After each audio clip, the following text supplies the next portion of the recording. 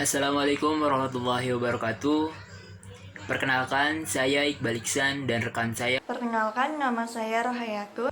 Kami dari jurusan Pendidikan Ilmu Pengetahuan Sosial, Fakultas Ilmu Tarbiyah dan Keguruan, UIN Syarif Hidayatullah Jakarta. Pada kesempatan kali ini, kami akan membahas mengenai negara terbelakang dan persyaratan dasar pembangunan ekonomi. Ada 5 subbab yang akan kami bahas. Yang pertama, istilah kurang berkembang atau underdeveloped. Yang kedua, berbagai kriteria tentang keterbelakangan. Yang ketiga, ciri-ciri negara terbelakang. Yang keempat, hambatan pembangunan ekonomi. Dan yang kelima, persyaratan dasar pembangunan ekonomi. Inilah yang kami akan bahas pada video kali ini.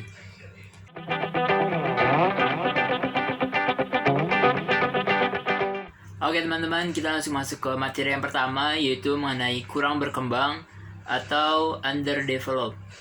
Istilah kurang berkembang seringkali disamakan dengan istilah tidak berkembang. Padahal nyatanya istilah kurang berkembang dan tidak berkembang itu berbeda. Nah, istilah tidak berkembang itu untuk negara tidak berkembang adalah negara yang tidak punya prospek untuk berkembang, seperti Antartika, Arktika, dan sebagian daerah Sahara, gurun Sahara.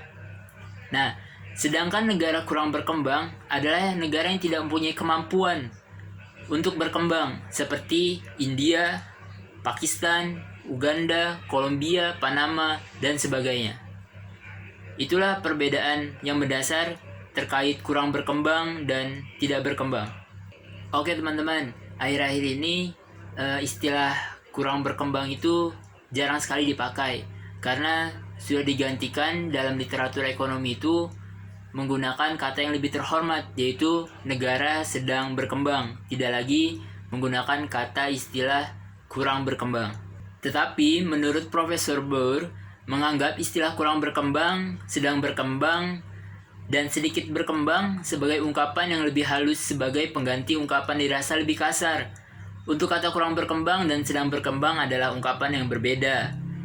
Karena kurang berkembang adalah istilah yang terang-terangan memberikan kesan bahwa keadaan yang digambarkan tidak normal, tercela, dan barangkali sulit diperbaiki. Sedangkan istilah sedang berkembang mengandung beberapa kontradiksi. Misalnya, ia seolah mengacu pada stagnasi atau kemunduran dunia yang padahal sedang berkembang.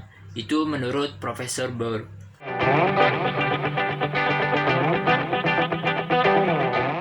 Oke teman-teman, kita langsung masuk ke materi yang kedua, yaitu mengenai berbagai kriteria tentang keterbelakangan.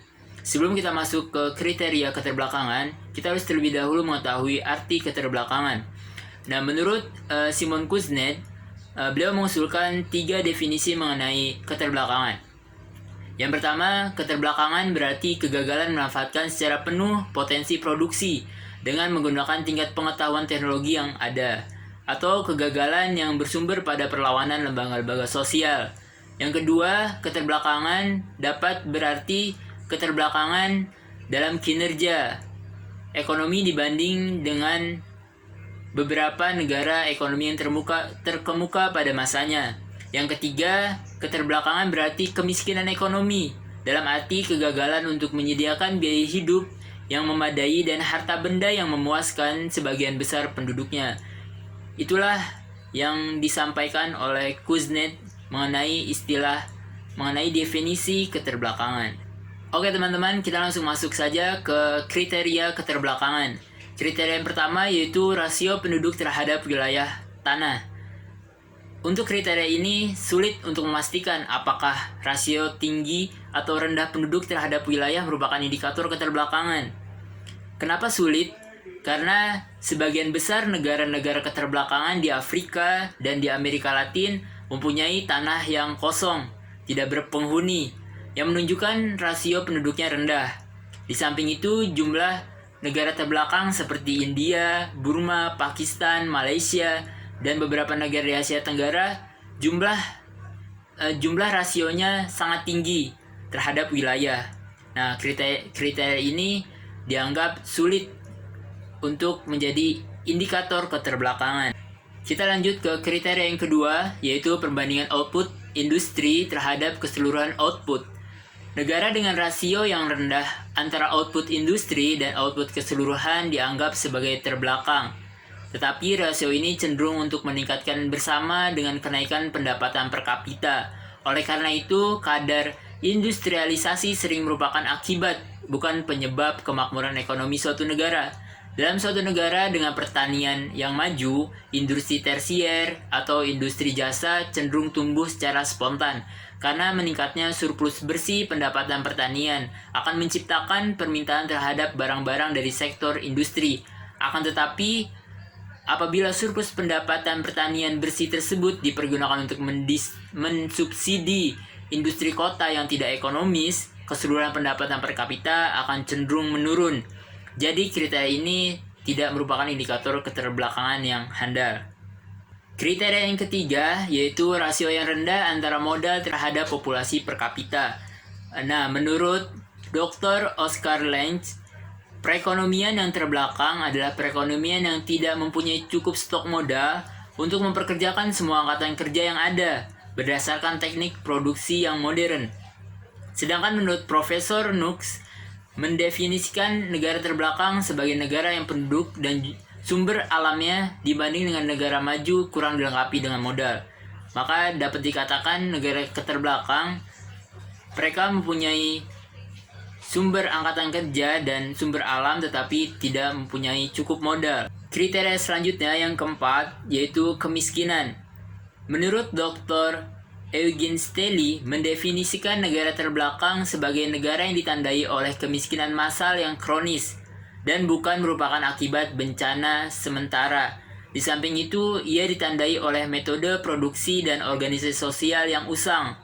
Berarti bahwa kemiskinan itu sama sekali bukan disebabkan karena negara itu miskin sumber daya alam, dan oleh sebab itu kemiskinan barangkali dapat dikurangi lewat penerapan metode-metode yang telah teruji oleh negara-negara lain yang sudah maju. Oke teman-teman, kita lanjut ke kriteria terakhir yaitu rendahnya pendapatan per kapita.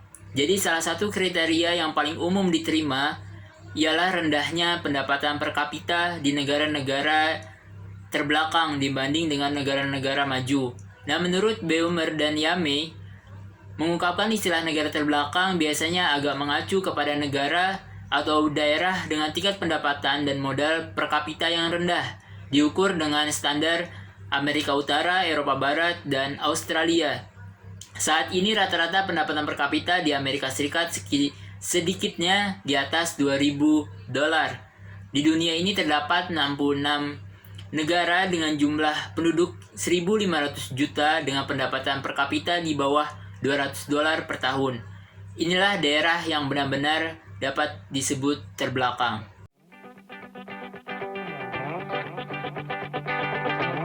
Ciri-ciri negara terbelakang. Yang pertama ada kemiskinan umum.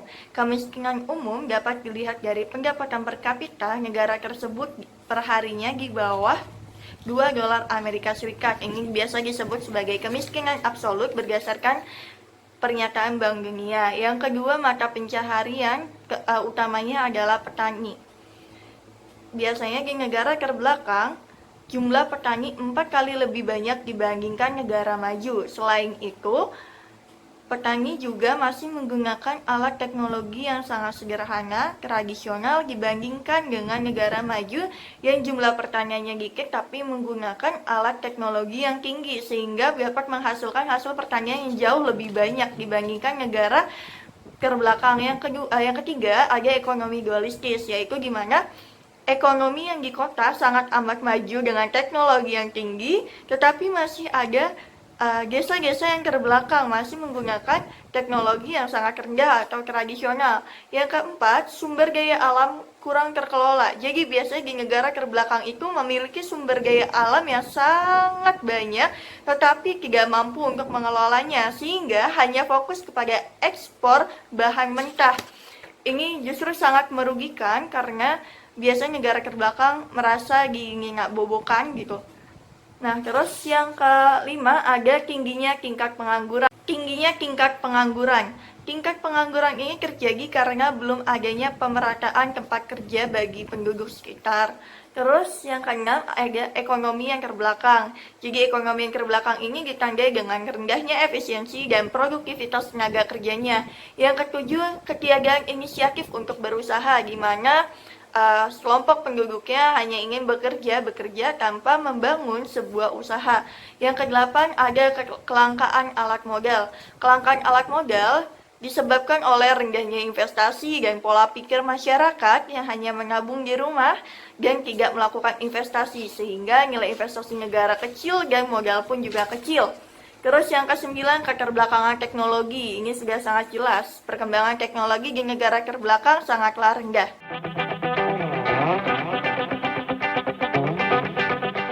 Selanjutnya ada hambatan pembangunan ekonomi. Yang pertama adalah lingkaran setan kemiskinan.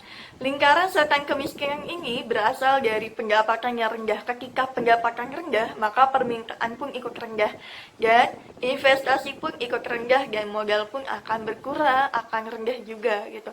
Nah, yang kedua, tingkat pembentukan modal yang rendah. Nah, tingkat pembentukan modal yang rendah ini diakibatkan oleh lingkaran setan kemiskinan yang terjadi secara terus-menerus, dan pola pikir masyarakat ketika mendapatkan penghasilan adalah menabung dan menyimpan emas di rumahnya dibandingkan menyimpan tabungan sebagai investasi di bank. Akhirnya negara tidak ada uang yang untuk diputar gitu. Nah, masyarakat memilih investasi di rumah karena fasilitas perbankannya pun buruk gitu. Jadinya kurang kepercayaan masyarakat kepada bank. Terus yang ketiga, hambatan sosial budaya. Hambatan sosial budaya ini sangat mempengaruhi. Nah, ini berupa sifat kedaerahan, merasa berbeda ras, berbeda suku, warna kulit, dan lain sebagainya. Sehingga ini merupakan hambatan gitu. Karena mereka menolak nilai-nilai baru yang ada di kebudayaannya. Terus yang keempat, ada dampak kekuatan internasional. Ini berpengaruh terhadap investasi asing yang masuk. Jadi investasi asing yang masuk itu sangat menyerap banyak hasil sumber daya secara terus-menerus, sehingga penduduk di dalam negeri tersebut tidak dapat menikmatinya. Selanjutnya ada persyaratan dasar pembangunan ekonomi. Yang pertama, atas dasar kemauan sendiri.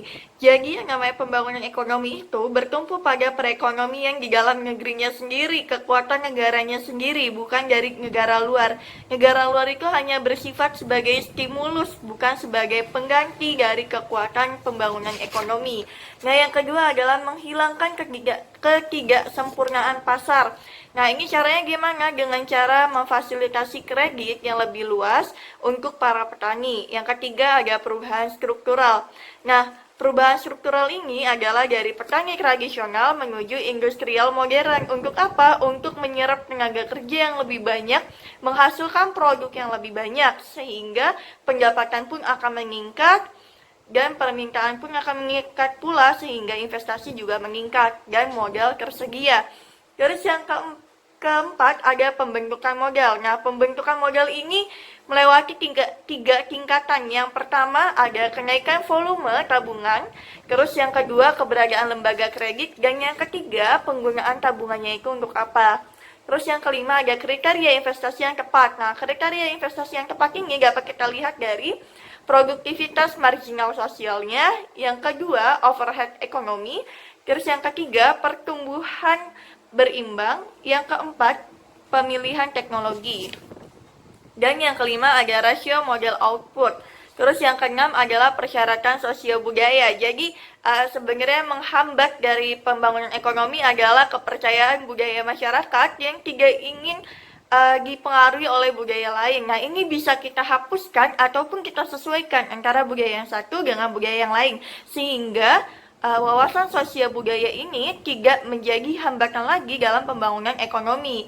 Terus yang terakhir ada administrasi, di mana setiap negara itu administrasinya harus lengkap, tidak korup, dan hukumnya harus tertata rapi tanpa adanya kekurangan sedikit pun, sehingga negara mudah dalam menentukan sebuah regulasi atau aturan. Mungkin cukup sekian video yang dapat kami paparkan. Kurang lebihnya kami mohon maaf. Wassalamualaikum warahmatullahi wabarakatuh.